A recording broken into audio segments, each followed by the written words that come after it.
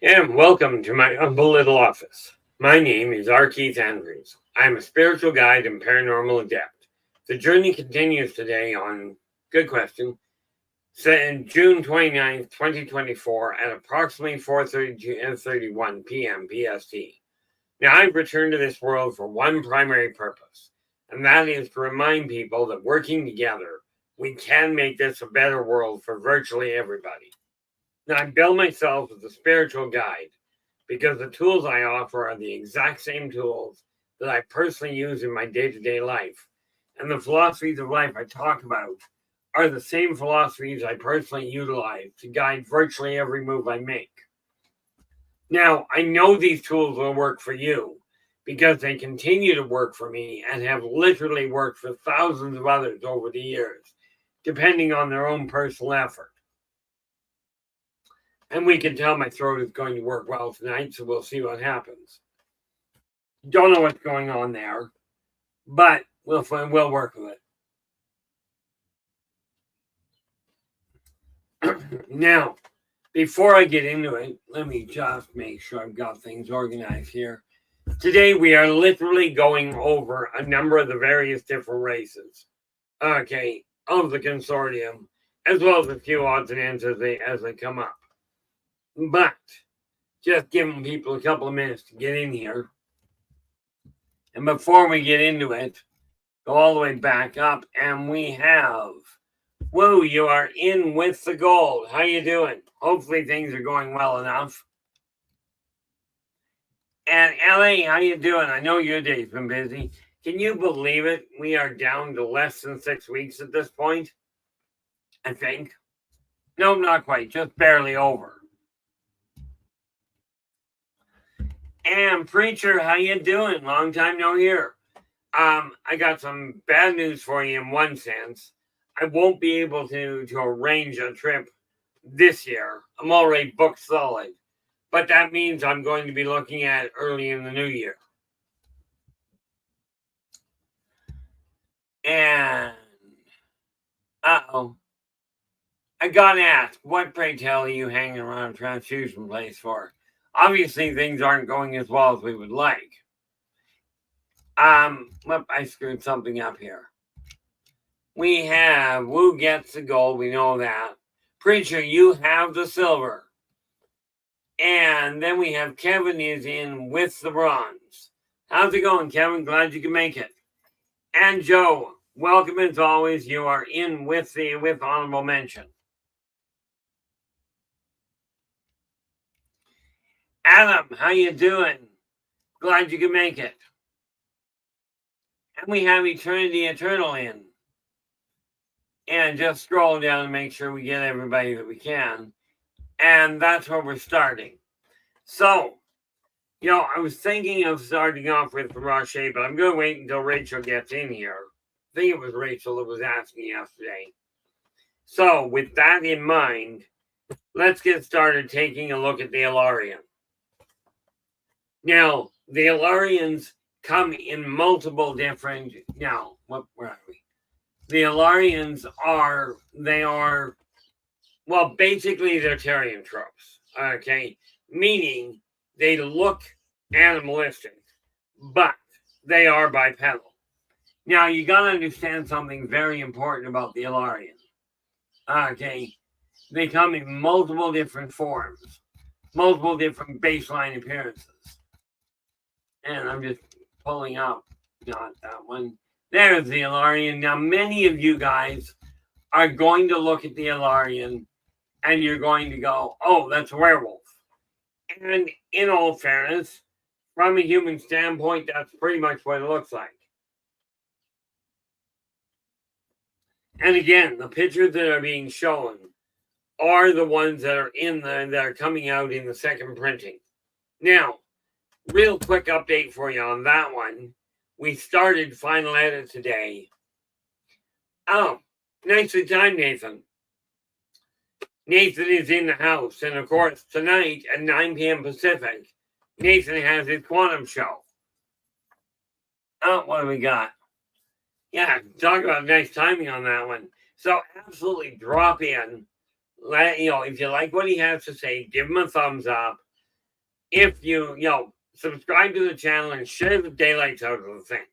Now, the Alarian they look like bipedal wolves, hence the idea of the werewolf. Now, there's a whole lot of information that goes with the myth behind the werewolf. No, Eric, the race that and thanks for bringing that up. The race that the Egyptians thought were gods were the Ennead. Okay, Anubis was just simply one of the Ennead. Okay, but they were not Alarian. Alarians come in a few major appearances. Okay, quite often they will show up as either canine, feline, rodent, quite literally sovine, ursine. There's a number of others, but they are very territorial. They are also, on the whole, aggressive.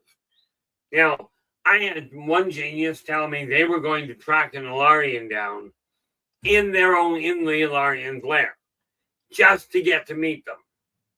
I'm telling you, this is called an invasion, and they will not take it well.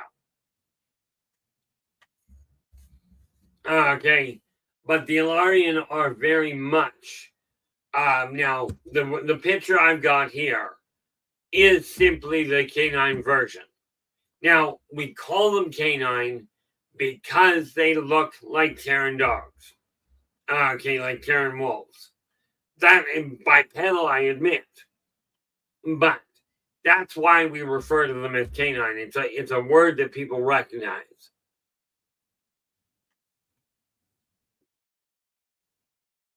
Oh, well, there you go. And I've always wondered about that. But that being said, Nathan, we were talking about. I've always been asked about Dogman. I've always assumed that there was a connection somewhere, but I've never done any research. These guys, on the other hand, I've sat down and had dinner with. Nice guys, if you understand, they are hunters. Okay. Oh, where are we here? Adam. Well, I know that's just going back and forth. One of the nice little parts about this, and this is why I tell you guys, I do not research. I don't read what other people have said. I don't do a lot of listening in, and there's a reason for that. Part of which is, as we found out the other day, I run into a bit of a snag when I start seeing people doing essentially fear mongering. Okay. And one of these days, I don't know if it'll be this week, but I'm thinking probably the idea is to lay it out on Tuesday. But when we take a look at the Alarian, what we got to realize is they have a hierarchy. They are led literally by the strongest. Okay, that's how they figure out who is going to take over, if you will. The one thing you'll find with an Alarian is the reason they run the speed they do is because their legs are, as you can see, if you're in the chat room, you can see they've got reversed legs, like reverse knees, which means when they go to run, those legs are working quite well. And you got to remember, just like with a standard wolf, okay, these guys, when they go to run, if they're in a hurry, will go down on all fours.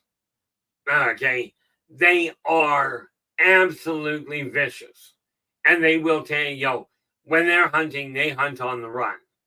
They don't use weaponry, so we don't need to worry about that, unless you want to count their claws and teeth.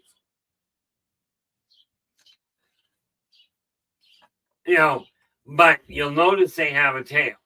That is, as you can well imagine, that is a balance point. Oh, absolutely, Nathan. The thing is, there is so much that is going on, that people are saying, oh, this is the way the world is. And I'm thinking, And give me your input on this, guys, if you would. Okay. Before the end of this week, when we shift gears and head back for reclaiming power over your own life, would it be advisable to really, and I'm just looking for input on it, I get to make the final choice anyway, but in your eyes, would it be advisable to address these issues of, oh, here's the aliens and they're going to come and attack, and point out where the flaw is in that thinking? And I do mean that in literally the most amicable way I can possibly put it together. Because if I wait for people to actually straighten this out, well, frankly, this lifetime I waited 55 years for people to figure out how to talk to each other. That didn't work. Okay. If I take a look at my lifetimes, 1700 years ago, no, sorry, 2100 years ago, I tried telling the Senate in Rome, what you're doing is going to backfire. They wouldn't listen. What have we got? Yeah, Nathan goes, yes, pointed out, fear-mongering and misinformation.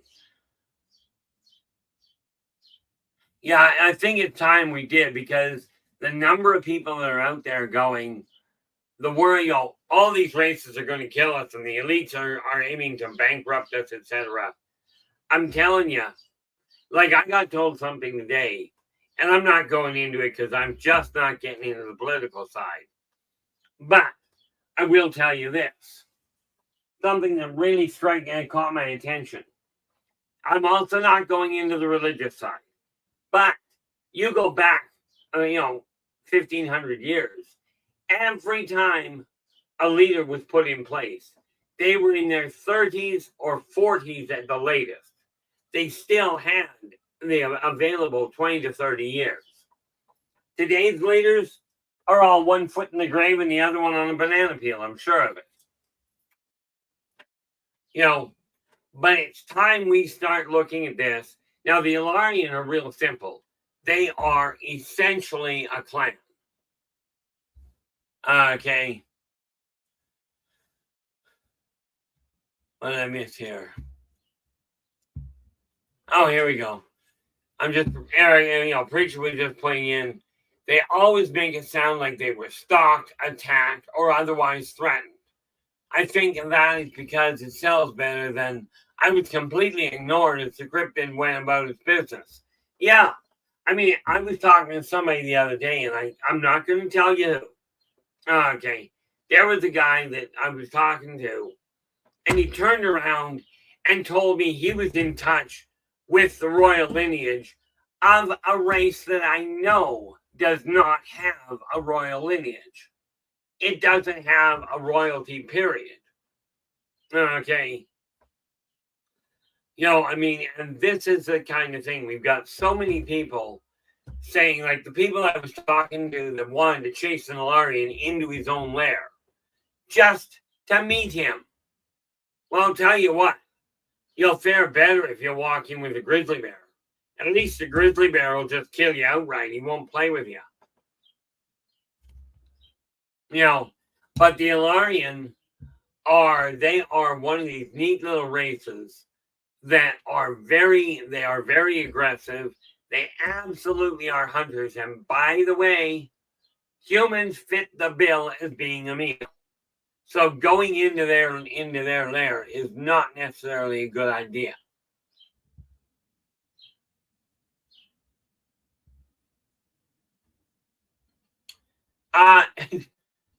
Yeah, he goes, I think it's silly since in most cases they wanted dinner, they'd have them. Absolutely. So when we take a look at the Ilarian, understand this one that the picture is of is a canine base. Okay. You do have feline, rodent, and we'll get to some of those a little later.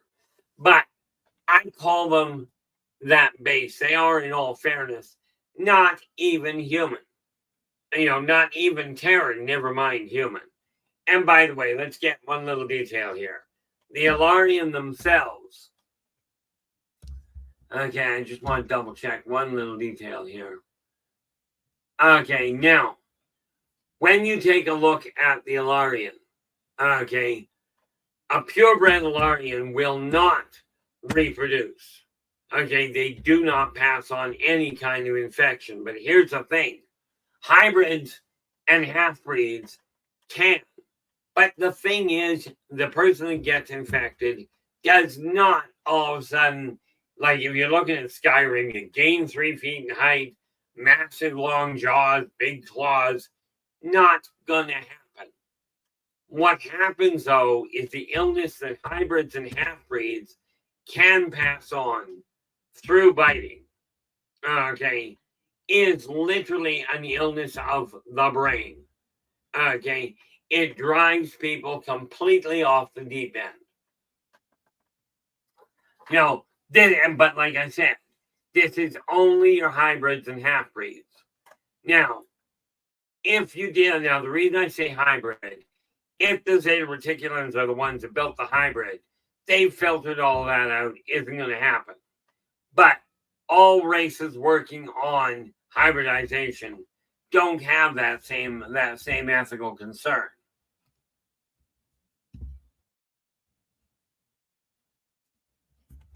You know, this is very much the case, Adam. You know, I mean, and I think on Tuesday probably, we will get to what happens if an alien attacks. You know, if an alien attack were to ensue. Before we get there, though, we're going to deal with the fear-mongering and what I call false claims. Now, I'm not going to tell you I'm the only person that's run into these people. Okay, I'm not about to do that. But what I will tell you is when something doesn't add up, i.e., I've been in touch with this royal family and that royal family and the leader of this, they talk to me because I'm that good. I'm looking at this going, I would love to say, because somebody out there is sitting there going, well, you're telling us you're in contact with all these people. Absolutely I am. And this is why I'm not going to say they're not being honest. Except I run into an interesting snag when somebody says, I ran into the royal family. I sat down with the royal family of a race that doesn't, from anything I've ever seen, doesn't have a royal lineage at all. Okay. Or, like I was talking, I got lost the other day. A little bit of a sidetrack. I got lost. And I phoned my brother up to find out how to get back to where I belong. Now, this was in my own city. Okay. And he's looking at his GPS because he called it up on the computer. He says, well, I'm looking at Google Maps here. And the intersection you're saying you're at, you can't be at. Because my map says there's a mile between those two roads. I looked at my side. I said, look, not going to argue what you're looking at, but I'll tell you right now, your map is wrong. Because I'm standing on the intersection looking at the sign. Now, to me, that trumps technology. Okay, it's just that simple. Now, the other thing with Alarians, if they create a problem in their own clan, they will be banished. But no other Alarian clan will take them in. Okay, because once you've been banished, it spreads like wildfire. Okay, and the reality is they can't afford to take them in because if they do, all of a sudden now you've got an interclan war. And I don't know about you, but if you remember the Scottish clan wars, they were not enjoyable.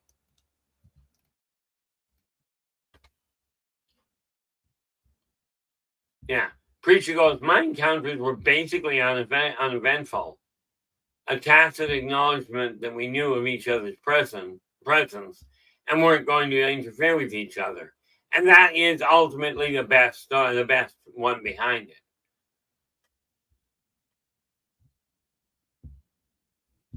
Here we go. Now, Nathan's just bringing us up to speed. He goes, one military story I heard exactly described how a hunter type would perform gathering when forced to.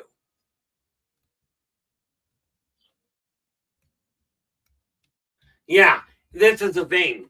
If they have to deal with it, you're looking at people that are not known for being subtle. Okay, but the Ilarians themselves, they themselves are not affected by the moon as much as you might think. But the humans that get infected by a hybrid or by a half-breed, what you got to remember is the reason that we look at the moon is because the moon is what draws people's attention, and it also happens to be the root for lunacy. You got to remember the pull of the moon will actually affect people's moods.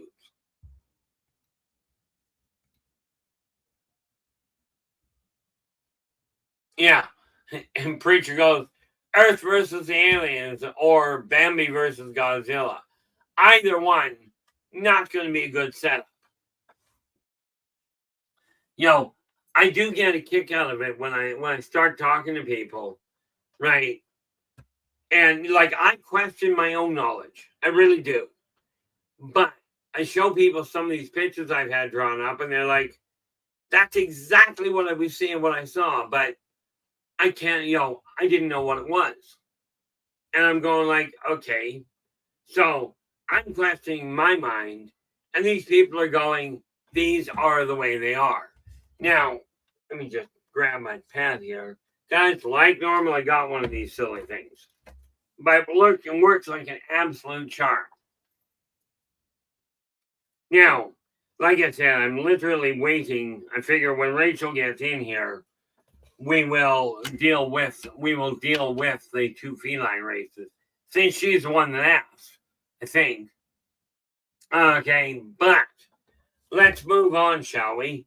And again, guys, if you've got Race of the Worlds in your possession, absolutely take a look at it. If there's a race you want to deal with, let me know. Okay, but right about now, I'm going to scroll. I'm going to take a look at this other neat little race. What do we got? Okay. Let's see. I think let's start with the Anunnaki. Okay. Now, if you'll notice, there's a little itty bitty figure there, down about the height of the Anunnaki's knee. Now, there was a chap I ran into one day that told me he was a natural half-breed Anunnaki. Now, can anybody see that configuration working? And bear in mind, natural half-breed means they crawled into bed with each other much the way humans do. Okay. And that's what he told me. I'm like, is this even physically possible? My instinct is the guy was full of it, but that's just my way of looking at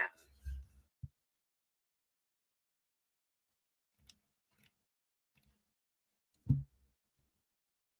And where are we here? I think I'm moving this over here where I can actually see it a little easier.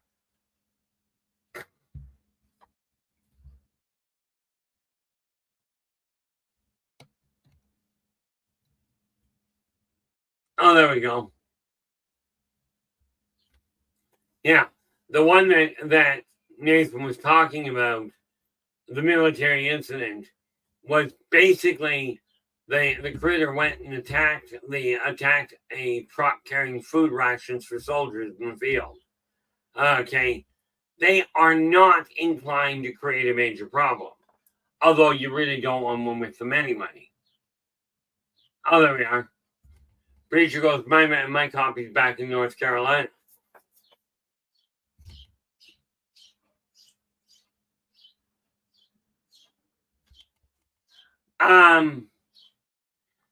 Okay, the answer to that, Joe's going, have you personally seen one of these hanging out in a cemetery at night? Personally seen? No. Personally heard? Yes. Okay. And I also can tell you they have a really fascinating smell, but it's not one I recommend using for perfume. Okay. But these guys, and you gotta remember, the Ilarians, they, like so many people, one of the reasons they'll go into the cemetery is because of the fact that people seem to be, on the whole, afraid of cemeteries.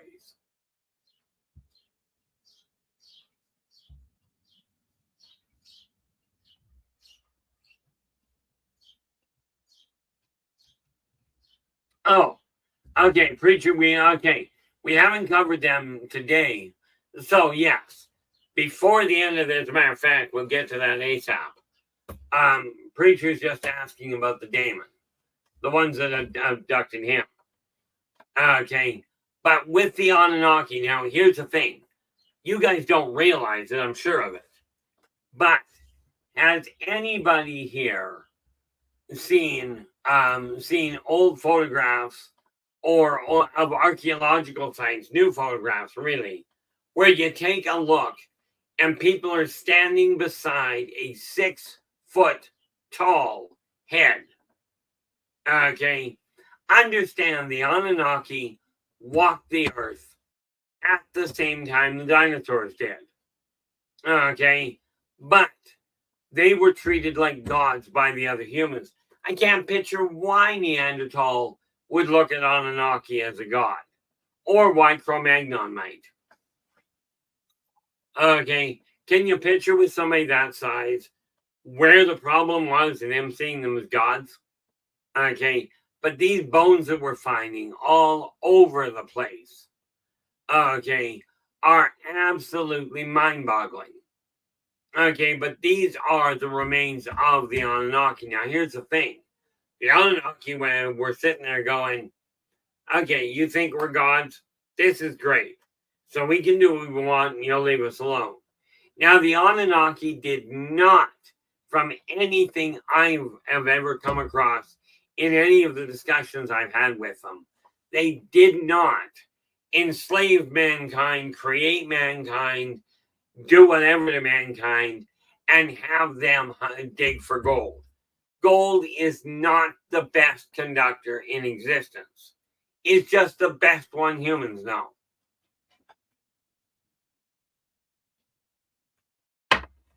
Okay, but these guys they've got a full society. They are now, the neat part about it, and I forget offhand what the planet is that they're talking about. People keep talking about this planet coming back into this, they call it an asteroid, coming back after a 3,600-year run. Okay, now, coming back into Earth, into Earth's orbit. Or not into the orbit, into the solar system. Here's the thing. And I am no astronomer, okay, but in my understanding, the way it's been laid out to me, okay, we are going to have to go back up there and find it. Just caught that. Go back up here, Joe. Yeah, no, got that one. Yeah, that was the one about the Ilarians seeing them in person, not in a cemetery. I have sat down with them, just not in the cemetery.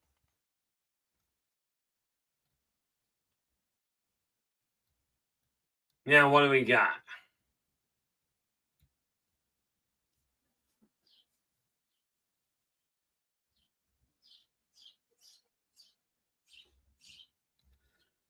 Oh, no, in all fairness, LA, I'm glad you pointed out because I do miss some of them. Matter of fact, I miss a lot of them, which is always entertaining. With the Anunnaki, they are returning. Do not get me wrong in this.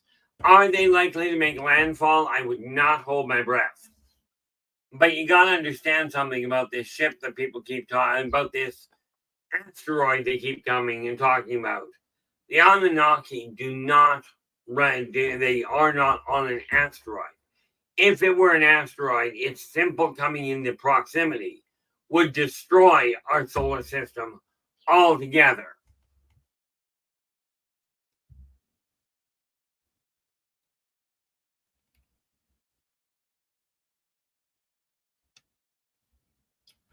Oh, I'm just looking at it now. I can't speak to the veracity of this at all, Wu. Wu goes, demons are based off the movie The Golden Compass. in 2007. And the HBO Max TV series, his Dark Materials. Here's the thing. I'm not going to say they're going to tell you which came first. Well, technically I will. The Daemon are, now what do we got there? Oh, okay. The Daemons are one thing. Demon are another. But we will get to them next. Okay.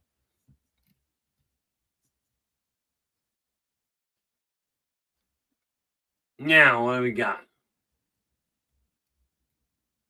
Renee, how you doing? Glad you could join us.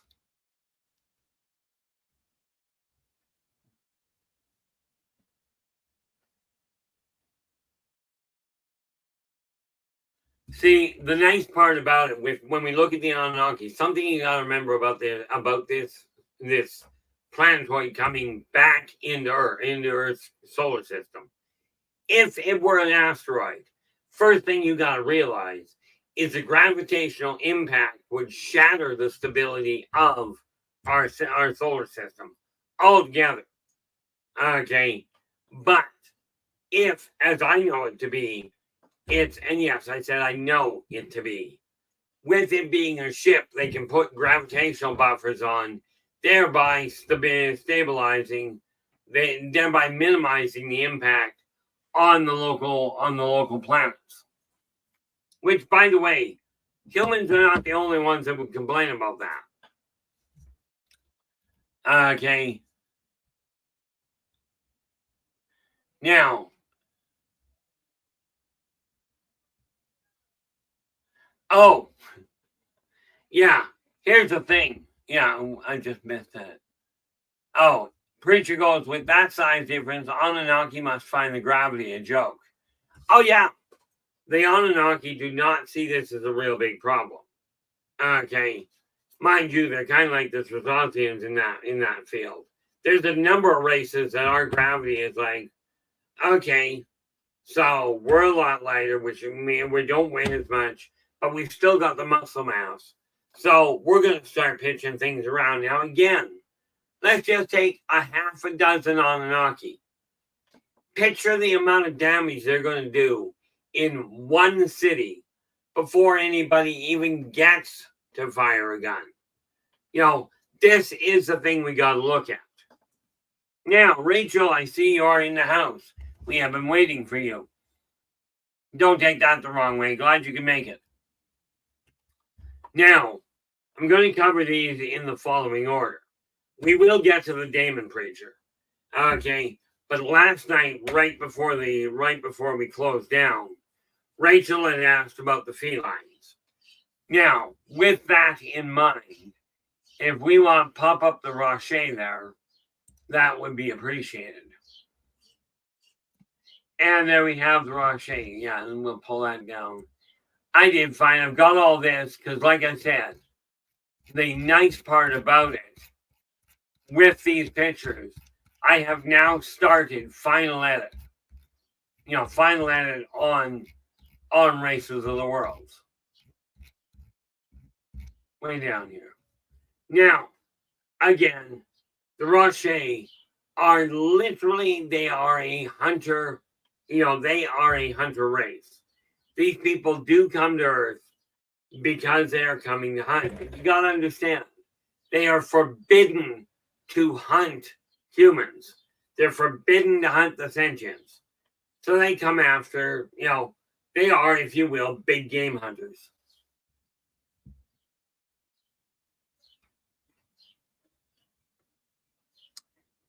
Valerie, how you doing? The short answer to your question, in my opinion, is yes. Okay. The giant skeletons are the Anunnaki, which might give you an idea of just what we're looking at. Okay. I love it when people deny, oh, this doesn't exist. I don't believe it, so it's not real. Brilliant idea. I keep hearing people deny that gravity exists. And I'm going like, deny it, but I will warn you. It's going to cause some complications for you, whether you agree or not. Now, when you look at the Rocher, okay, they are very much a clan. Okay, now, I do not have one handy, but if you've ever seen the cone shape, like take a look at the cones at the ice cream cone with a pointed end. Okay, that is the ship of the Rocher. Okay, this is one of those vehicles. These guys come in, you don't see them very often, but they come in small groups. We are not talking about them coming in as an assault force.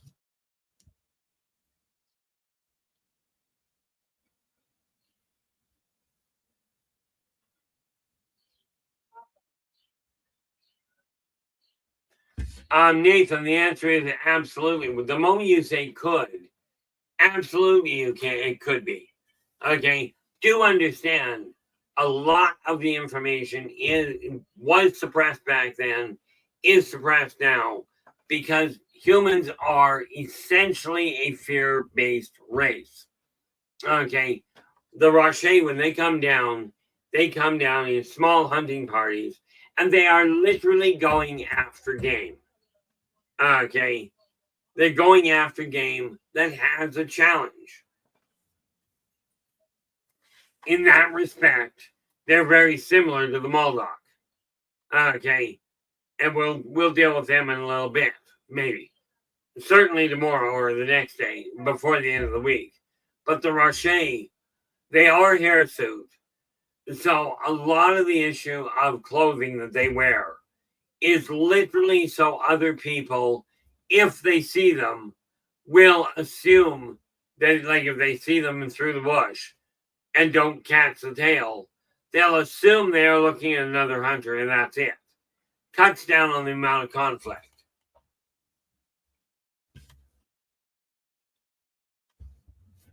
Now, one of the neat things that we have to look at, okay, when you deal with the Rocher, they are clans. Okay, yes, there is a superstructure, and their superstructure is literally a patriarchal monarchy. Ultimately, the funny thing there, Nathan, is they are, the Rocher are sport hunters, but you got to realize, to them, and I like their method of sport hunting. I wish humans would adopt it.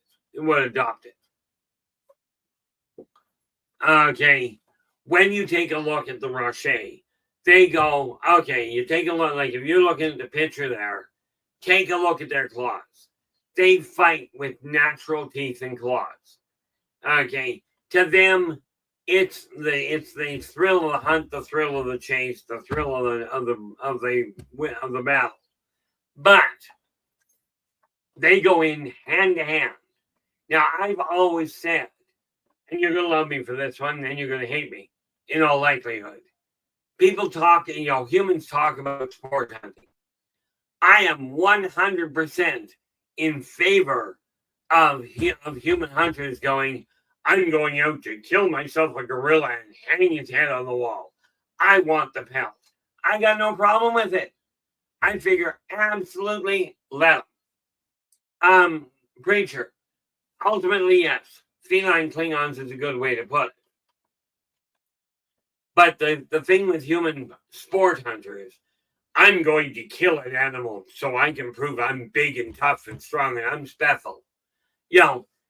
I've got a lot in favor of going sport hunting, but here's the kicker. You want to put a grizzly bear on the wall. All you want is the hide.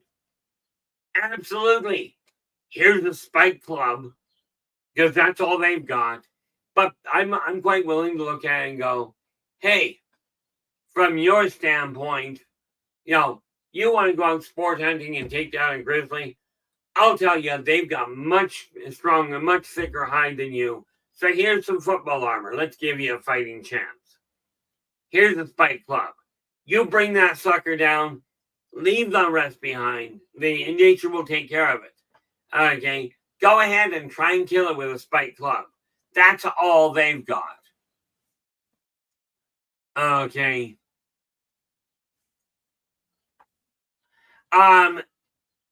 Storm, when you're talking about the Zinti, there is another race we're about to get to.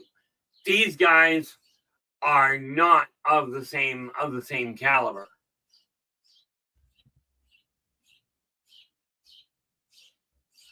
I'm not personally familiar with the Erosions.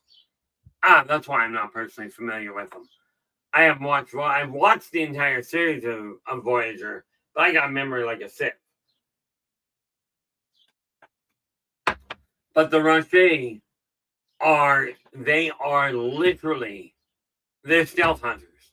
Okay, they will sneak up on whoever. And rest assured, I've got a lot of respect for the human military, especially serving in special forces. But as quiet and skilled as they are, they're going to have a big problem with a Roche, because the Roche will come out of nowhere, and they don't bother with this idea of let's just hurt you.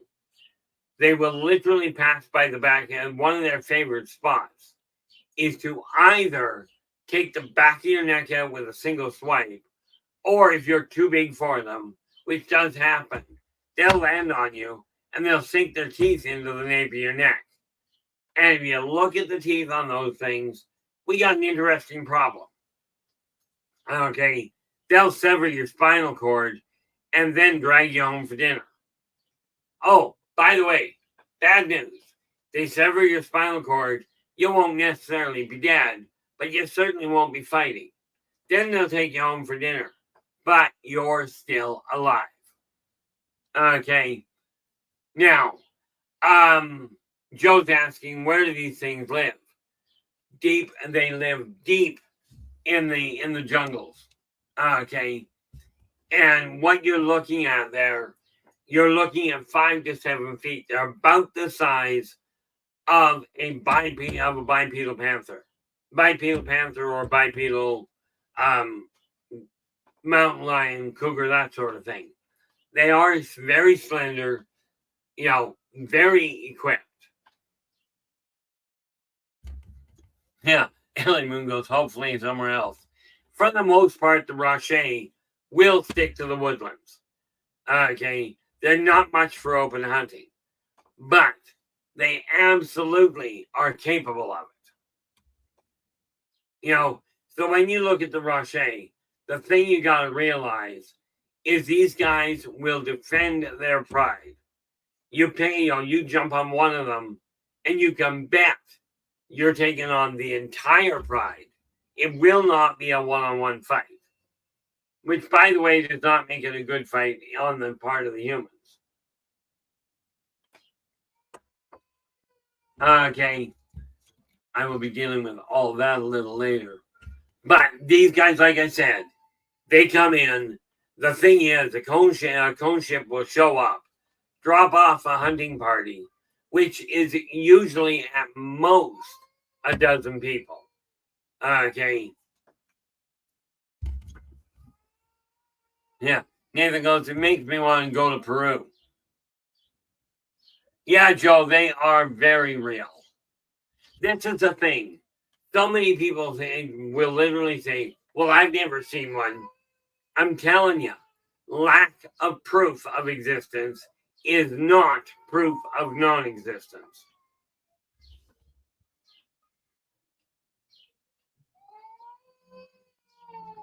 Good call, Ellie.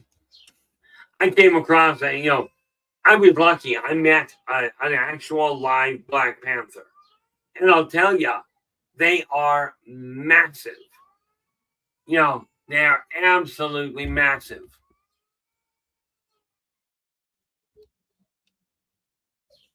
Now, that's the Roche, but like I said, they are very clan oriented. Now, do I have?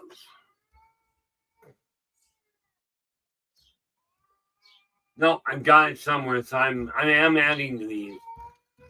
But now let's move on to what are we? We are now at 5:15, which is good. We've gone through a few. Now, like I said, we're going to take a look at the other primary feline race I know of. And these guys are just a riot. KL. Let us bring up the Laborians, shall we? The Laborians are another feline race, but here's the thing with the Laborians. Okay, number one, Laborians live. A single Laborian, I just worked out the other day. These guys may as well be immortal. Okay, the average Laborian only lives 35 of their years. You got to understand something imperative here, though. Okay, if we look at that, just run the numbers just again on principle.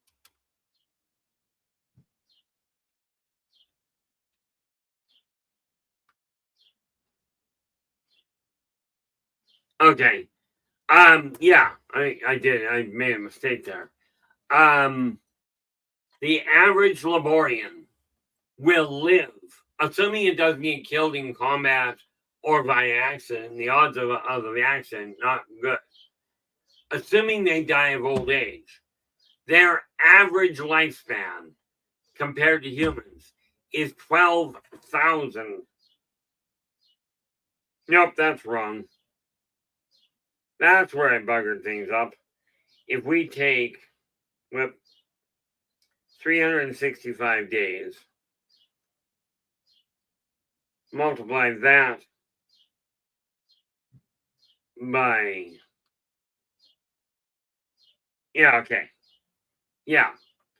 and we multiply that by 35, not 12,000. This is why I said these guys are essentially immortal. An actual Laborian will live an average of 12 million human years. Okay, these guys are very much, they're around the 7-foot mark. They are hunters in a manner of speaking. Okay, they are absolutely carnivorous. They are matriarchal. The woman runs the clan, runs the whole society. Okay, they are clan oriented, and they do keep the very small clans, 3 to 4 people. They stay away from civilized areas. These guys grew up living in caves and caverns and only coming out to hunt. Okay, so you're looking at people. Now, something you gotta realize, they came from a very high density planet. Okay, therefore, you can watch these guys. If they get hurt, they will heal as you're pulling the blade out of them. That's how fast their healing is. Okay, fortunately, much as they're carnivores, they are very peaceable. They resort to violence when they have to. Roche resort to violence when they can. Oh, absolutely, Nathan. Nathan goes, jungle areas have a lot of fun things in them. You should see some of the plants that are in them. That's where it gets to be really trippy. Now, I'm just scrolling down here. Now, the neat part about all this, Laborians, they have, like, when you look at the Laborian itself, okay, these guys, and now, get this, Laborians are on Earth. Okay, they live here. They did not come here on a ship of their own. Like, we are talking way back when Earth was when Earth was still but an infant. Okay, the Moldocs kidnapped these guys and then ended up crashing on Earth. Okay, so the Laborians are here, but they are not intent on becoming lab rats or anything else, which means they're not going to come out in the open and meet you. Not in all likelihood. Now, again, when we start looking at this, in the Elder Chronicles, these guys will show up. Okay, so we've got the reference in Races of the World. Okay, personalities come up in the way of the Elder Chronicles. But these guys do not have starships of their own. Frankly, they don't have the, if you will, they don't have the technological comprehension to build a starship. Okay, they can be put to work if you tell them exactly what to do. They're very intelligent, but they're not interested in a fight. Okay, and if you think that a Rocher or a tiger is dangerous, it's nothing compared to these guys. Because these guys, they will literally, if you take a look at the way they fight, they are bipedal. Okay, but when they fight, because of the density in their bones, they can punch a hole straight through with their bare claw, right through to get a hold of your spine. I'm thinking this is not going to feel good. Okay, and by the way, offering them a soft milk is not likely to help. Fortunately, they are not interested in conquest. They are simply interested in survival. Okay, but these are also the guys, if you go around. Now, the Arborians, as we discussed, are caretakers of the forest. What people don't realize is the Laborians are equally interested in protecting the forest. Now, the Arborians will chase foresters and what have you out of the forest. Absolutely, they will. The Laborians will simply eat them. Okay, and there you have the end of that little argument. But we are looking at a race that they come in various different colors, kind of like humans come in various different skin tones. Okay, but don't kid yourself. These guys are bipedal, but they have been known, because you gotta remember, their muscle density is double what humans are. Their muscle tension is likewise double, which means these guys will quite readily do. I think if I remember the record, the numbers right, they end up literally being able to top out at something in the neighborhood of, well, if you've got a 3-minute mile, you're looking, 3-minute mile is what?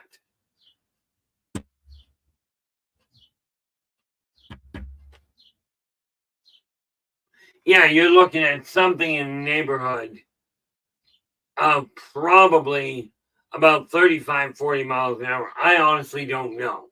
But I will tell you, these guys run a horse. That's exactly that, and this is why they become dangerous. But the fact of the matter is, they are not interested in that problem.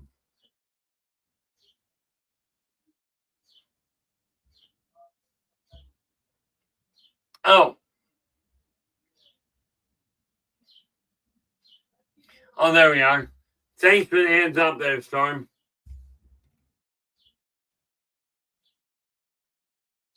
Nathan, the answer is yes, they do. But they age according to their genetics are still geared to their homeworld. Okay, which means much as they still experience time the same way humans do, their idea, they may be literally, like, for instance, you think about it. Okay, humans sleep about 8 hours a day, it would seem. I sleep about 4. Now, these guys will sleep for 8 hours, certainly. But here's the kicker. You take 1,000 years in one day, divide that by 365. You've got, no. I did that wrong. 1,000 years in one day. Divide that by 24. And you're looking at every hour is 41 days. Okay. So these guys can be up. If they're up, they could be up without sleeping for over a year on Earth. Okay. And again, they may then turn around and sleep for 9-10 months. Okay, without any problem at all. They still experience time the same way, but their clock is geared to their home. Christine, how you doing? Glad you could join us.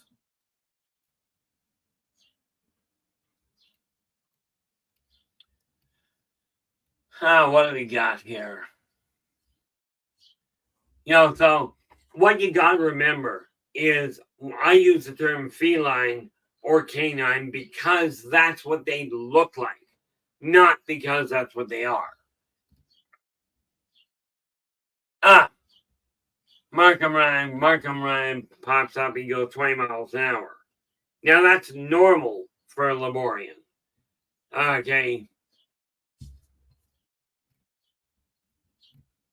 Now, I don't know if Storm is back. Okay. As soon as he gets back, we're going to bring up the picture of the daemon, assuming he's got one. If he doesn't, I'm going to get it to him right now. Where are our daemons? Age.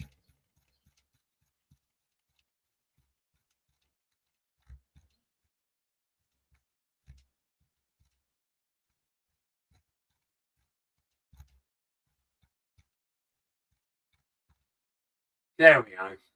Now, get that set to go. And what do we got here? Okay, as soon as Storm lets us know, where is I require that? Well,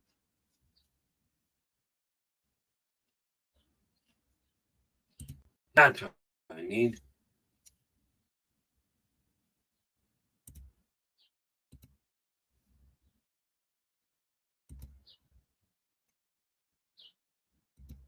Okay. Well, yes, there we go. Now, as soon as Storm gets back in the house, we'll be able to get that picture up.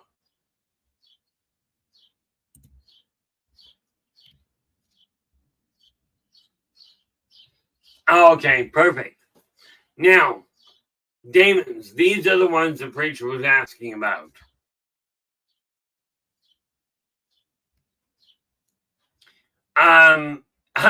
This is gonna sound really bad here, preacher. And preacher goes, interesting circadian rhythm. I'm not sure unless that has something to do with the same rhythm that the cicadas have. But number one, we've got to establish one very important difference. Okay, demons are what the church has made of demons. Okay, the demons that you read about in the Bible are not the same thing as what a daemon is. Now, daemons are violent. Okay, but they are also very organized.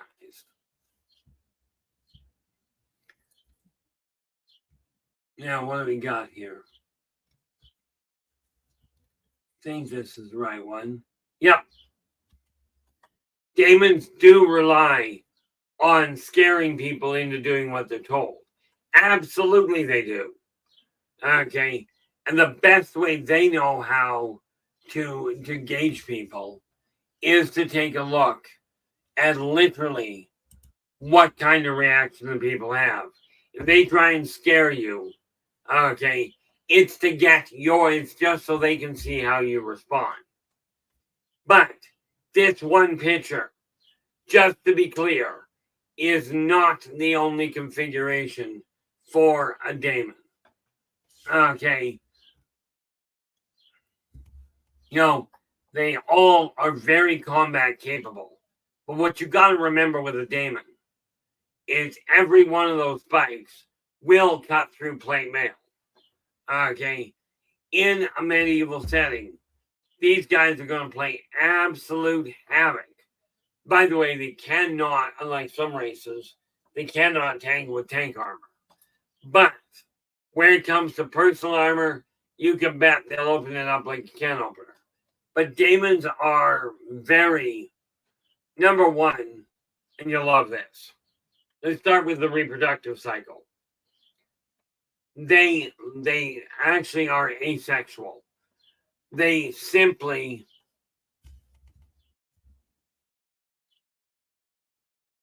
I will tell you, the sad part is I remember hearing about the story.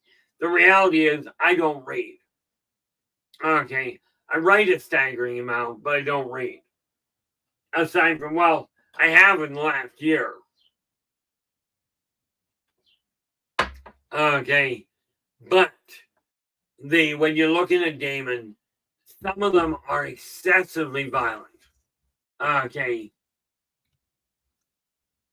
And where are we here? Yeah. Now, I will warn you, people have asked me about, can any of these races appear human? Daemon don't exactly shapeshift, but they can imprint an image in your head to make you think they're human. Okay. Problem. Some of these guys will show up. Now understand, there are humans that are homicidal sociopaths. They absolutely exist. Now, sometimes a daemon will make itself appear human so it can go on a murder rampage and nobody notices. But they always go after a different race. A daemon will not try and take out a daemon. It's not that they get along. It's that they don't feel like having that kind of a mess. Okay. But daemon, there's a reason they don't have ships. A daemon will literally adjust its vibratory rate to be able to do one of two things. Okay. As you can tell, the ones that have wings have this advantage where they can fly up in the air. But what they do when they modify their own vibratory rate and their own muscle density, what happens is they can be carried on the airwaves to the other side of the planet like that. Okay. They don't require ships. Okay.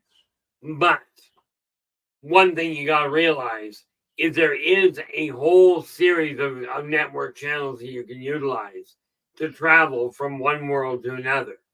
These are the conduits these guys use. Okay. And yes, as you can tell by the picture, they are frightening. They're quite frequently, they have sunken faces, more closely related to skin stretched over bone. Okay, but their bone density is insane. Okay, I watched one of these guys one day. The wings tend to be something in the neighborhood of 15 to 20 feet. Okay. That's just the reality of it. Now, they fold up very nicely behind them. This just shows them half unfurled. Okay. But as you can see, only half unfurled, those wingtips are still 10 feet apart.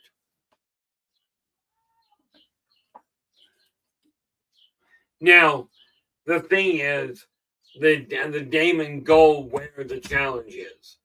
And I shouldn't say challenge.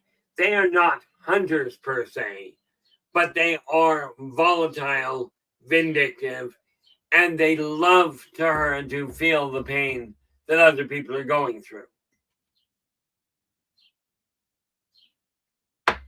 Unlike the vegan who don't have a pain center at all. Okay, daemons absolutely do. problem is demons enjoy being hurt. So, this idea of, I'll shoot them to chase them away, you're likely to get them to come closer. Okay, but have they been known to abduct people? Certainly, as Preacher will absolutely tell you. But they don't do it to kill you. They do it to see how far they can push your mind. Because they're interested in the biofeedback. Which may explain why there are so many times. That's putting it mildly, Storm. The way you're phrasing that, to put that in perspective, if they don't come back with a dislocated limb, it wasn't done right. Okay, a dislocated limb, a dislocated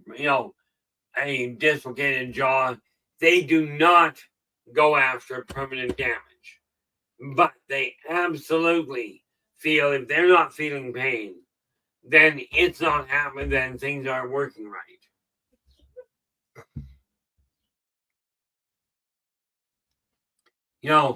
The neat part about these guys is they're very open about it. When they look at you and go, I'm going to break your arm, right? It actually is literally a warning. I'm going to try not to break your arm, but I really want to feel the pain of your arm being pushed beyond limits. Okay, not a nice group of people until you get to know them. Okay, they are straightforward, they're very honest, and these are the people that you got to realize they are the other group that when the Angelus War started, these guys dove into the middle of it, not to fight for one side or the other, but to fight for both sides at the same time. I.e., these guys are of the mindset that, okay, you've got two people fighting. Okay, that's great. Oh, look, now it's two people, now it's 2-on-1. Now there's an option. So I'm going to step in, I'm going to fight on the side of the 2-on-1. Or the 1-on-2, and even the fight.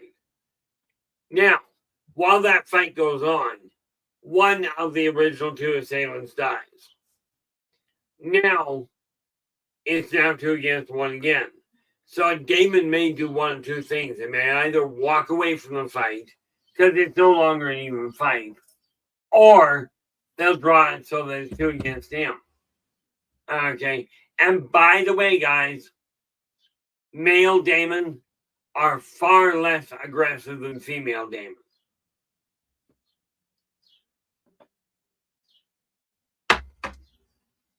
Now, let me just see here. Yeah. Now, everybody calls gods by different names. The demon referred to God as Natash. Okay. And that is a reptilian god. Or more to the point, it's a reptilian ancient that everybody thinks is a god.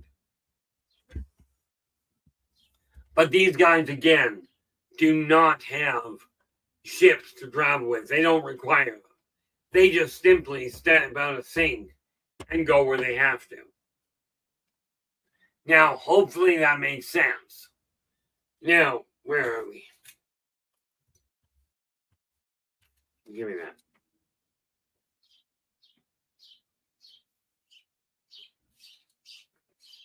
All in all, what we're looking at here is there are some pretty violent races.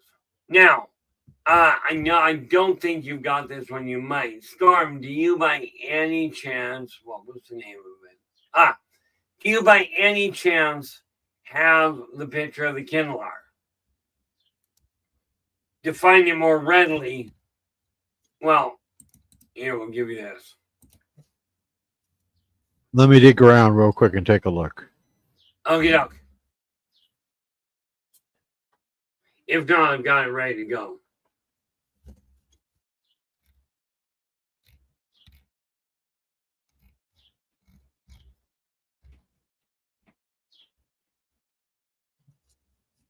Where do we go here?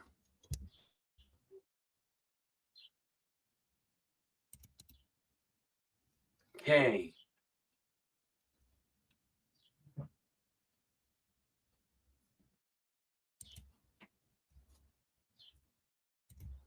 And now that's... What's the name of the race again? Kinlar, I just popped it into your... It's spelled Quin. I just popped it into your messenger. It seemed like an easier way to do it. Yeah. So I'm going to send you... I'm going to send you this other one here. Okay. Okay. But the Kinlar, the reason I bring them up is because they're a really neat race. They are not I mean, are they violent? Yes. And this is what I mean. Humans go, oh, we're powerful, we're strong, we got all this technology. These guys don't care. Okay.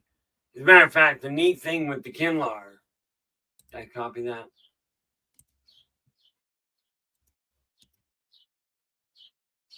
The neat thing with the Kinlar is these guys, yes, they look like rats. But here's the thing. They are in it for the glory of the hunt. They will literally, in the middle of a hunt, they will literally kill members of their own race so they can get the glory. Okay, so you never know when the Kinlar are attacking whether they're going to go after each other or somebody else. And by the way, they're not like lemmings, as in they won't go anywhere just haphazard.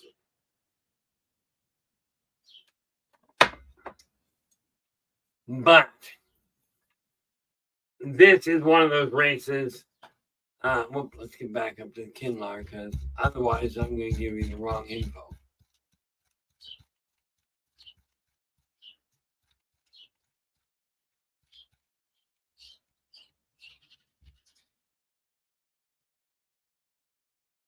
I don't feel like taking that long.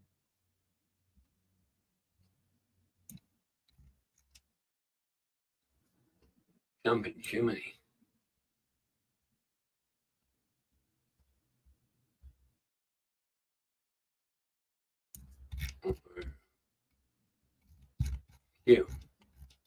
Q comes before our last I checked.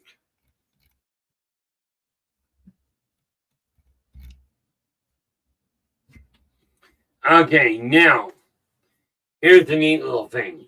The Kinlar themselves do not build ships, but other races will build an orb-shaped ship for them. But you got to remember, these guys are a staggering 3 feet tall, which means you can get an awful lot of people into one ship. Okay, but much like some of the others, they are very much of a might is right.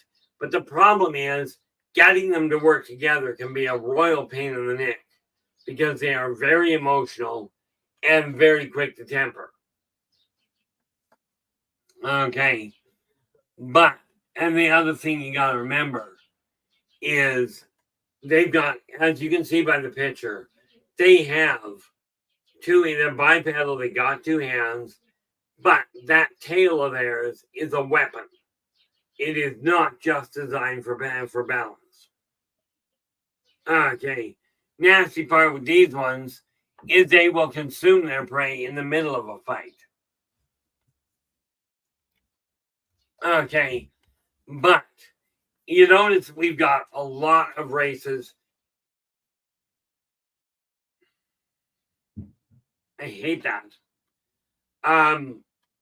I have been looking at some of the more violent ones, and there's a reason for that. Okay.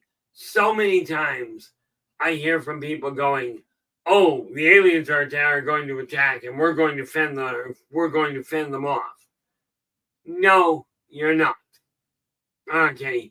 We will deal with the reality behind that. I think Monday probably is the best time. Let's mark that down.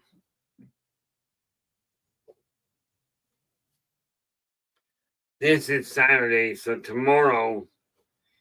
I'm looking at some of the combat races. Tomorrow, I'm going to be looking at the ones that are a whole lot more peaceable. Okay, the ones that are actually more into the creative work, into the artwork, into the histories, instead of being into the bloodline. Now, why did I start off with these ones? Well, in all fairness, I'm just going to pass the buck and I'm going to blame Rachel. Rachel asked about one of the more violent races. Almost second to almost no other, save the Moldog. Okay, and the Moldog, I will tell you, we'll get to those on I'm thinking probably on Tuesday.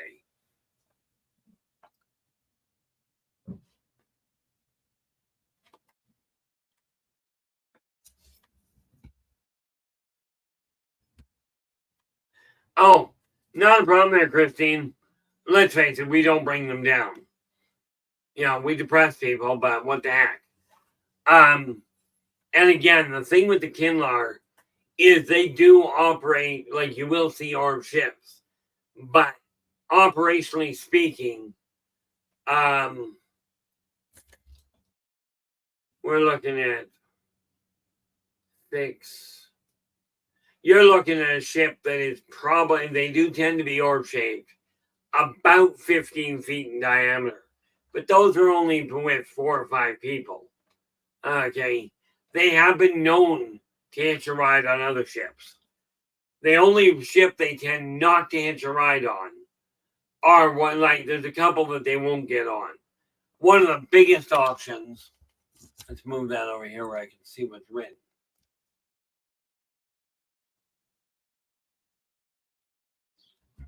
Oh, there you go. Yeah, we're glad you can make it as well there, Preacher. You know, the neat part about the Kinlar is the one race that clearly they try to avoid, okay, are the Sarkon and their descendants. Okay, because the Sarkon will eat the Kinlar for a snack.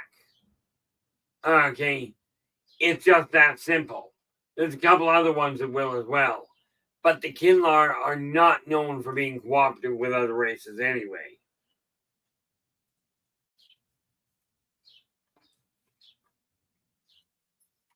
Okay. Now, the reason I got... Now, these guys are... When I say they're volatile, I shouldn't say they're really volatile. Ultimately, what did I just do? Get that out of my way.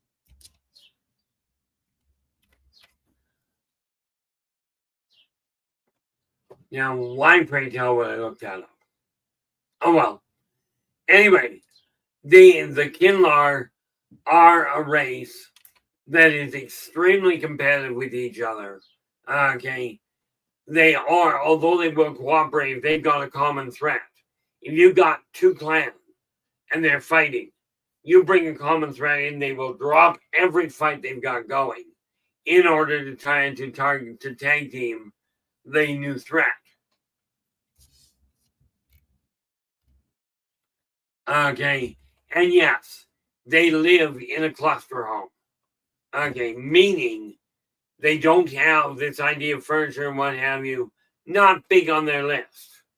Okay. They literally will crawl into one hole, into one little den. Okay. And they'll squeeze themselves in. And if you're looking, well, they're 3 feet tall. So in a 5x8 chamber, you're probably able to get 15, 20 Kinlar. Okay. Because they huddle together for warmth, and because it's how they make certain that they can recognize each other. Okay. Now bear in mind that's one clan to the next. They're in trouble if they get fired out of their own clan.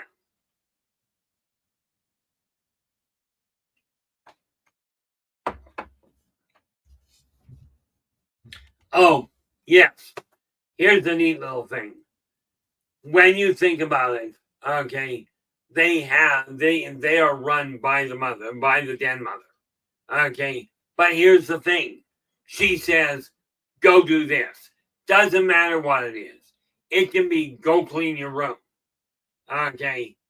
You gotta remember, the den mother produces the matriarch will produce 15 to 20 kids in one pregnancy. And she does that literally every 3 months. Okay. Now, she's not, any female does that. But the overall matriarch,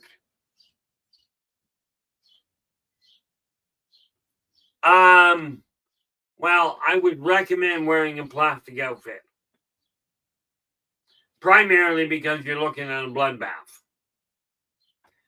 Okay. First and foremost, you got to remember the Rocher are 5-6 feet tall.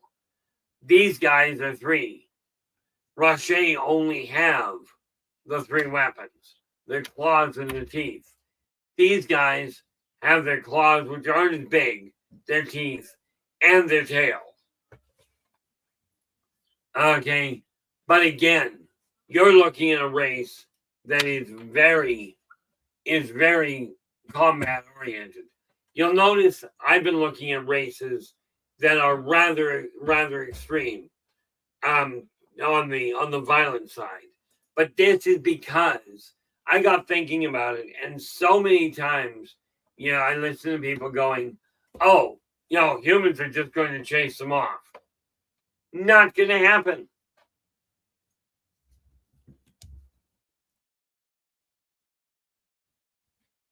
Yeah, no doubt there in LA. Fortunately, the funny part there is the Kinlar, they don't actually, and I mean, that would apply, but the Kinlar literally drop their babies on the run. Okay. This idea that humans go through of, and I'm not going to go into what women go through. I will tell you from a kid's standpoint, birth is not enjoyable. But with the Kinlar, when they're ready to give birth, okay, they will keep moving. And they literally give birth while walking. Okay, push comes to shove, they can do it while running. But here's the reason they do it. Okay, let's say, just for instance, and you'll love you'll love their parental concerns. A pregnant Kinlar is being chased. Now she already knows I've got 15 kids. Okay, I know I'm carrying 15 kids. Just like a human mother will know, usually, if she's carrying 1, 2, or 3 kids. In some cases, a little more. But Kinlar can tell. So what she does, she's pregnant, she's carrying 15 kids, but she's being chased by something that's going to kill her. Okay, so she will deliberately drop 5 of her kids. Okay, this is why it's best in the utero to make sure you're not sitting near the exit door. Now, the Kinlar are a wonderful little group. Okay, noisy and curious as all get out.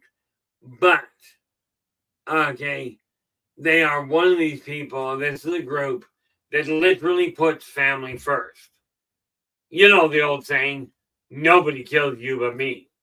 That would be brother to brother, sister to brother, doesn't matter. Okay, now, they look at the world and they refer to the creator, to the prime creator, or to source, or the prime creator as their God. Okay, these guys are notorious for getting into smaller places, i.e., they will attack from the shadows. And if you take a look at that blade, i.e., their tail, they're pretty good at it. Now, here's this is the only one. Where are we here? We're at 10-2. Okay. Now, we're going to take a look at this last one I just sent Storm. Okay. And that is the Zotar. Now, the Zotar looks like a gecko. Okay. Oh, now, the Zotar, they look like a gecko. As a matter of fact, there are some commercials showing a little gecko as their spokesperson. You want to get an idea of what a Zotar actually looks like, that would be it. Yeah, ultimately it is population control. They know they're producing them, but you got to remember, the Kinlar themselves are, now we're going to get back up there to where we should be.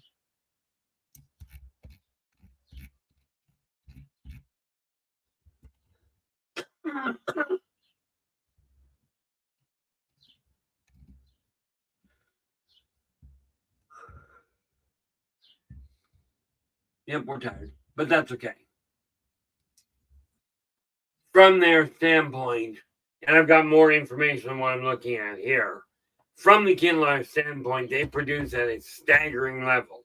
They're not the most prolific breeders, but they do rank. Okay, and one of the things we look at with them is they will utilize their own children as a way of survival. Okay, and what I mean there is, yes, they will drop them on the run.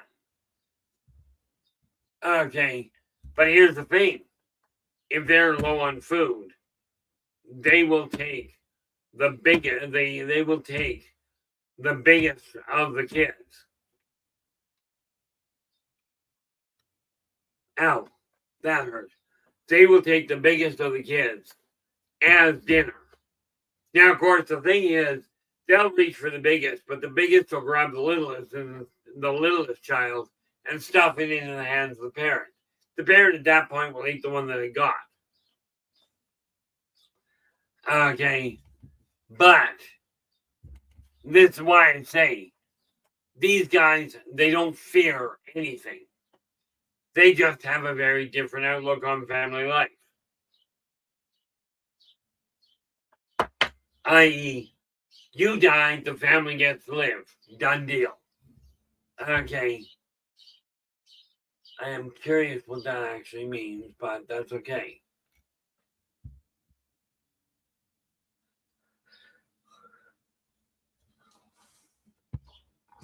Now, the neat part about it, they don't have ships, but these guys do know how to make melee weapons. They're just bizarre.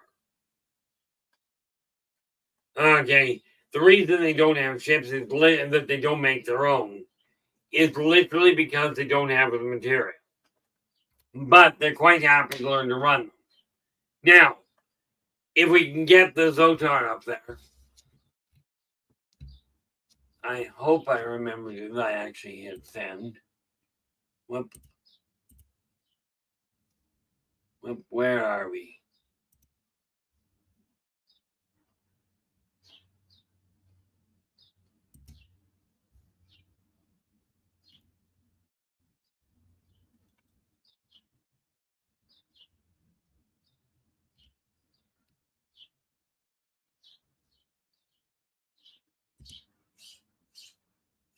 Oh, good. We did that. This is a good thing.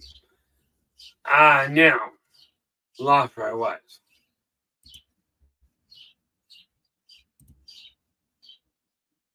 Okay, there we go. Now, these guys, these are the Zotar. Okay, and the reason I brought them in is because there's so many that are extremely aggressive. The Zotar, on the other hand, are number one. They are literally designed for water work. Okay. The nice little part about it with them, let's just take a peeky. These guys are technological marvels. They're easy and they're very weak bodily speaking. But that means if they're not armored, they can travel like a bat. I gotta move that over where I can actually see it.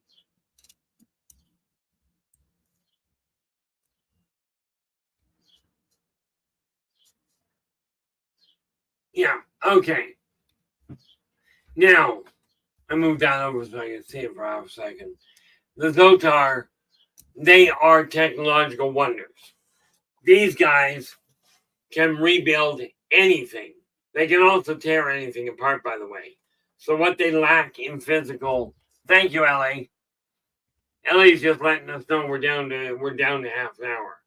The Zotar, what they lack in physical strength, they make up for in technological capacity. Not to mention the speed of their movement. Because these guys can run because they have the capacity to run up a wall, to run across the ceiling. They've got little suctions on the end of each of their fingers. This is how they do it. Okay.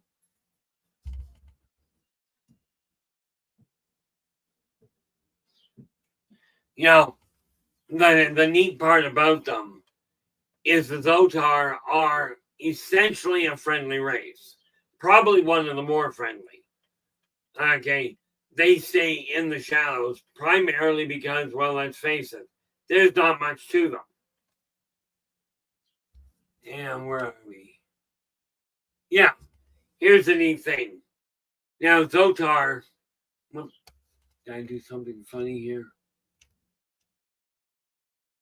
Oh, I didn't put it in there. The Zotar, now here's the thing. You know how humans have on rides, it's like, okay, you've got to be X height tall. The Zotar are the one race that builds their own orbs. But if they are trying to be a pilot, if they're taller than 3 inches, they won't get the job.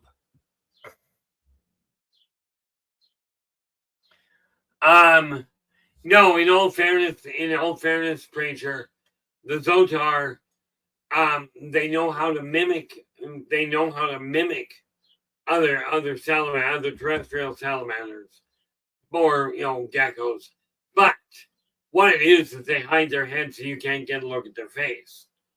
Okay, bodily they look very similar, but are they shapeshifters? No. What they can do to make it harder is much like some animals on Earth, some terrestrials will puff themselves up. These guys will shake so they become blurry. Okay, making it harder to get a hold to see where they are. Really? Okay, shoot. I'm going to have to take 5 seconds out here. Might as well grab coffee. Because there is something I got to double check. It has to do with another creature, not a race. Let's all go to the lobby. Let's all go to the lobby. Let's all go to the lobby to get ourselves a treat. Delicious things to eat. The popcorn can't be beat. The sparkling drinks are just dandy. The chocolate bars and the candy. So let's all go to the lobby to get ourselves a treat. Let's all go to the lobby to get ourselves a treat.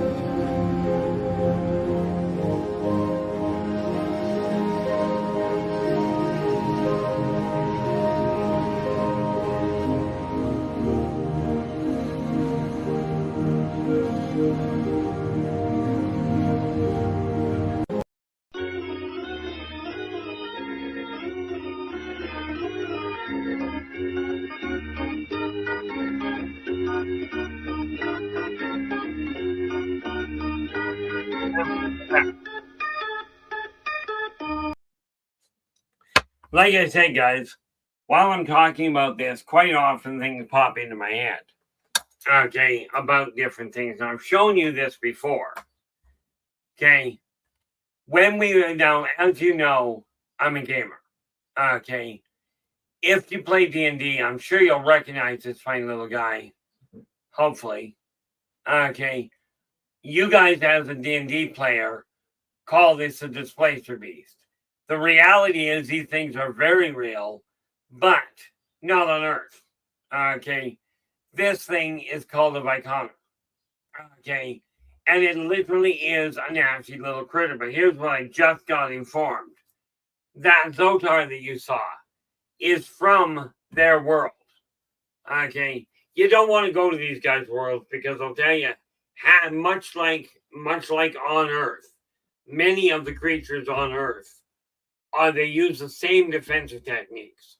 Okay, as in, let's puff ourselves up to make us look a little bigger. Let's walk sideways. These guys vibrate at a staggering level, plus using optical nerve. Okay. This is why in positive perspectives, I've taken to kind of covering some of the animals, some of the creatures you run into. But as you can picture, these guys are hunters. Zotar are not.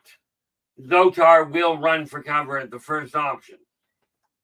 Now they will go to war if they have to, but they are, by and large, they are more interested in the creative side of things. Okay. They are not a violent race. This does not mean they cannot defend themselves. But, you take a look at the face on them. They've got a perpetual smile. Fortunately, it's not a Chucky smile. Okay. The other thing you got to realize is that these guys, picture how much of a fight they can put up. Number one, they don't have claws, they don't have talons, they don't have spikes. That's just not one of the options. Okay. What they've got, though, is they've got little suckers on their feet. They've got a fin on their tail for swimming. Okay. And they've got a permanent smile on their face. These guys will vanish in a heartbeat. Okay. That's their claim to survival. Okay. They just simply have learned how to hide extremely well.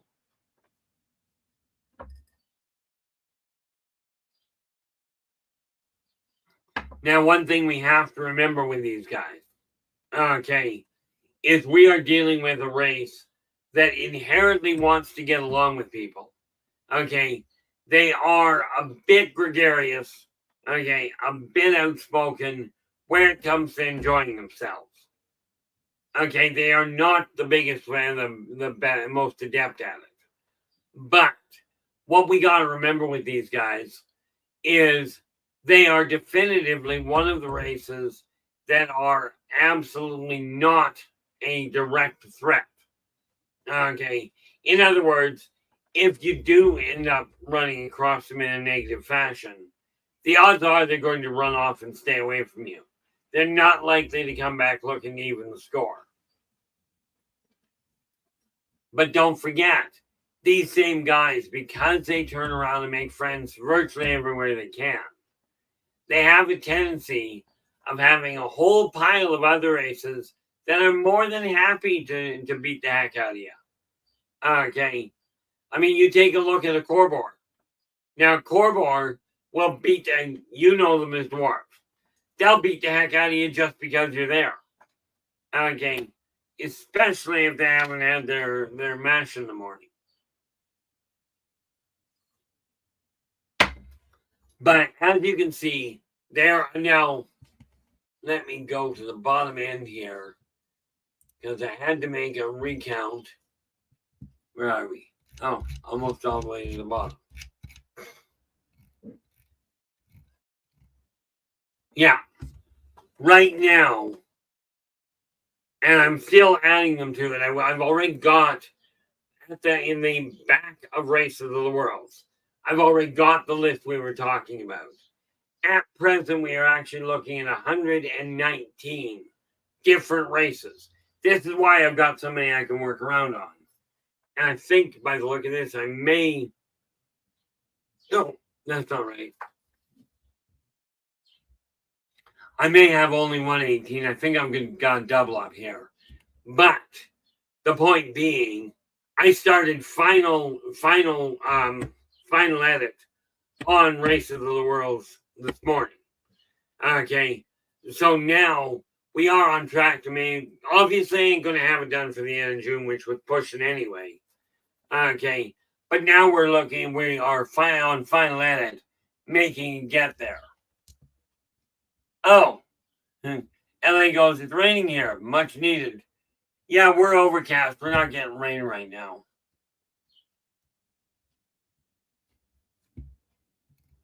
Yeah. Okay, so today we've looked at a lot of the combatant races. Okay, tomorrow we will look at more of the passive, the creative races. Okay, and again, if you've got a question about something, Preacher, if you're still here, did that give you an idea of what you were going through, of what you were dealing with? As far as the daemon go, I mean. See, the neat thing with the daemon is the daemon are the race that demons are based on. Their appearances vary, okay, but they do not live in hell. Okay, that's a whole different ballgame.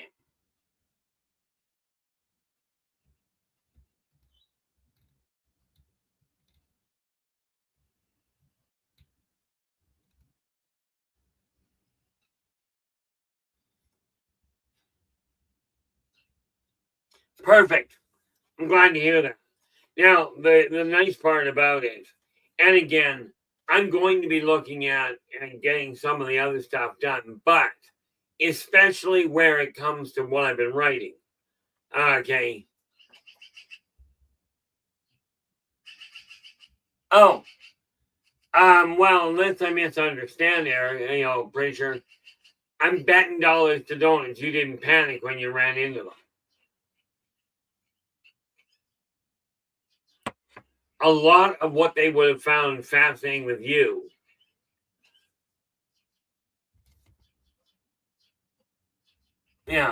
one of the things I can tell you right off the bat, knowing what I know about the daemon, is the fact that you think things through and that you're a scientist is literally what they would have found the most fascinating.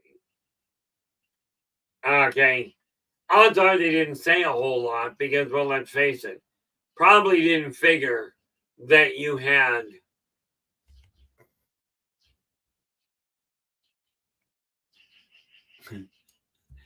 you might run into a problem with getting a set of those wings there, Preacher.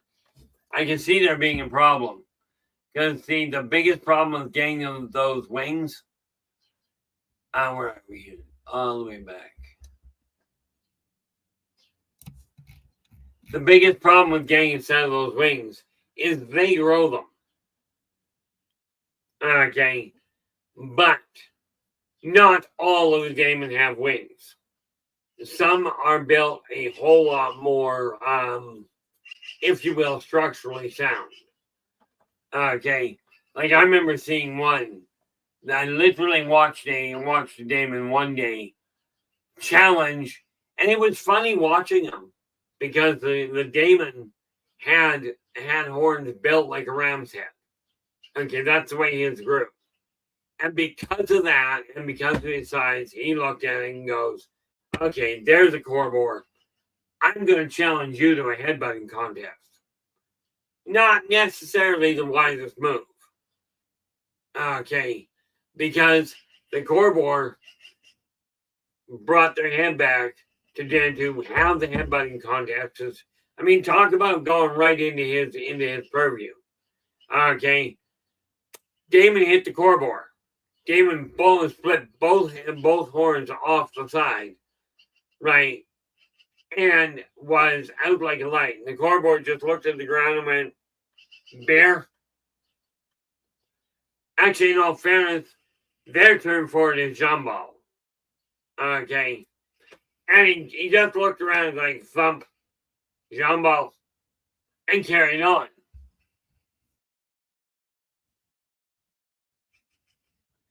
Damon aren't necessarily, no, LA, they aren't necessarily the smartest, but they do have, like, the problem is that they are extremely murderous.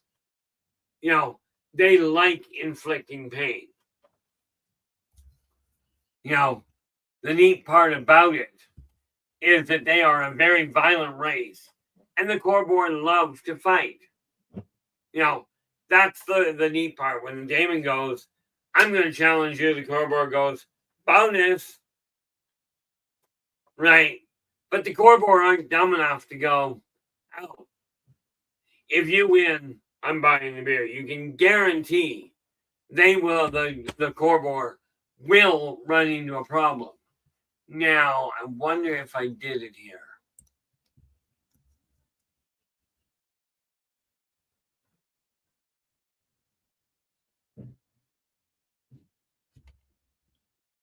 I believe it is the Tamanar, but I have to open the second book. How much time do we got here? 6:18. Let's see if I can get it open. Because I got to check one little race here that is kind of entertaining. Volume 2. Would you mind opening? What do you think?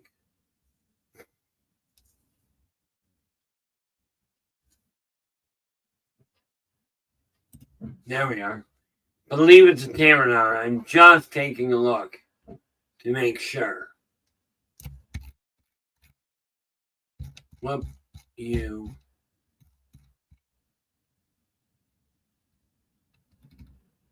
Yep, I was right. The one race that can tangle with a Corvor with a 50-50 split as to who's going to win the fight is the Tamanar. Okay, now they are not in Races of the Worlds Volume 1, but they are in Races of the Worlds Volume 2. And no, it hasn't been written yet, so we're working on it, but we've got the whole list of names.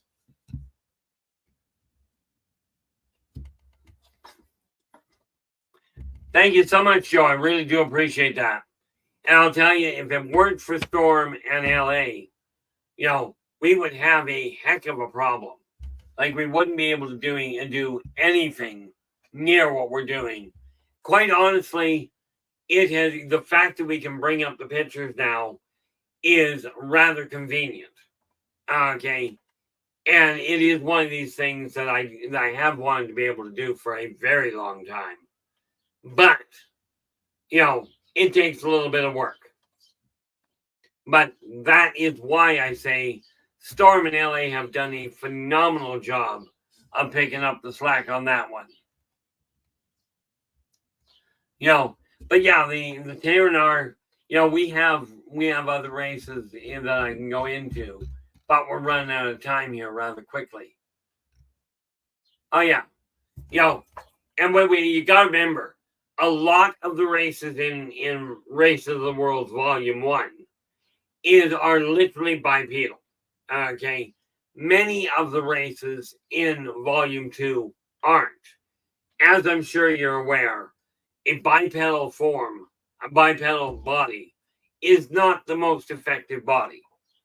Okay, it's not the most stable, but it is what we've got.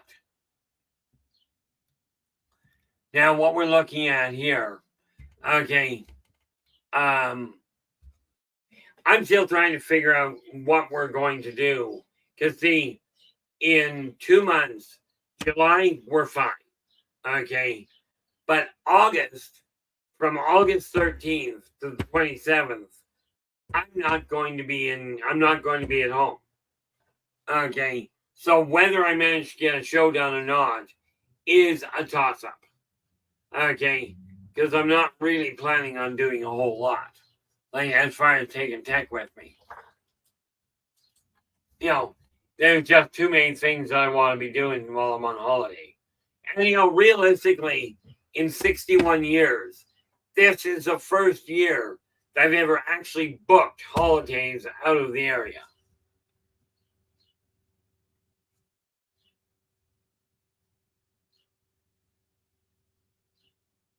Oh, there we go. LA is just gone absolutely, and I will absolutely vouch for this one. Drop into Nathan's show and the Quantum Show. Okay. Give him a listen. If you like what he has to say, do give him a thumbs up. And then subscribe to the channel and share the daylights out of it. Robert White, how you doing? Didn't see you come in.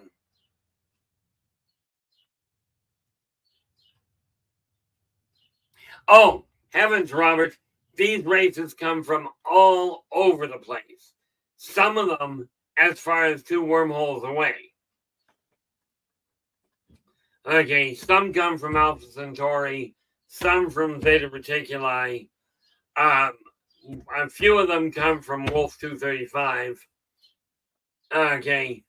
You know, and of course we've got from the Pleiadian cluster, as well as the Dog Star, the Sirius cluster.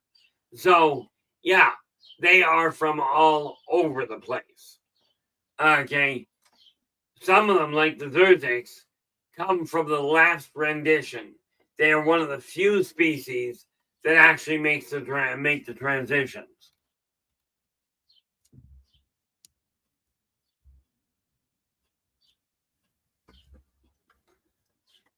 Yeah, it's something to consider. It sort of depends on the way the things are going. The idea of the trip there, Storm, I appreciate the offer. The idea is to actually relax.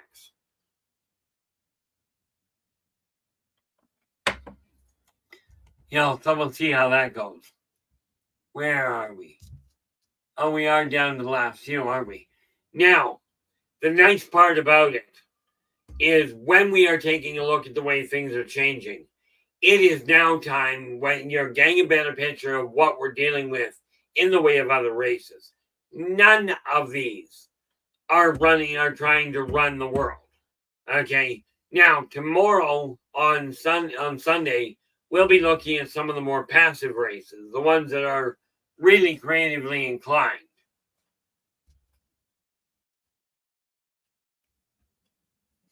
I wish I was too, but unfortunately, I've got this neat little problem with finances.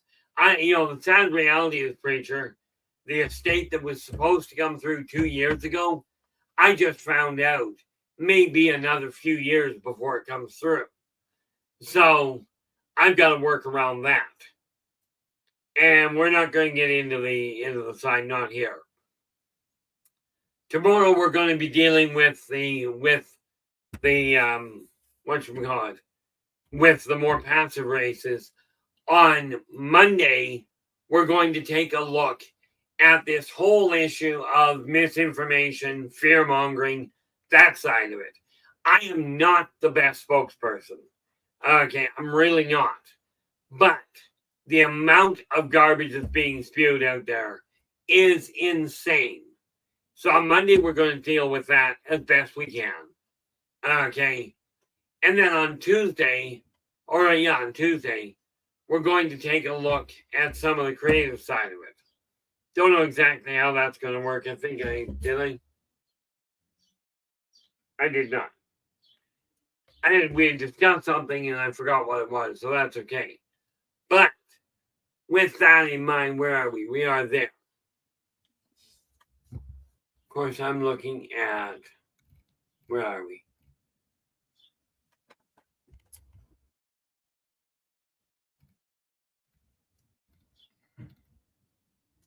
Okay. Now, with that in mind, we are down under the 5-minute mark. So thank you very much for that, LA. Anyway, guys, thanks so very much for sharing your time with us tonight. Really appreciate it. A lot of information.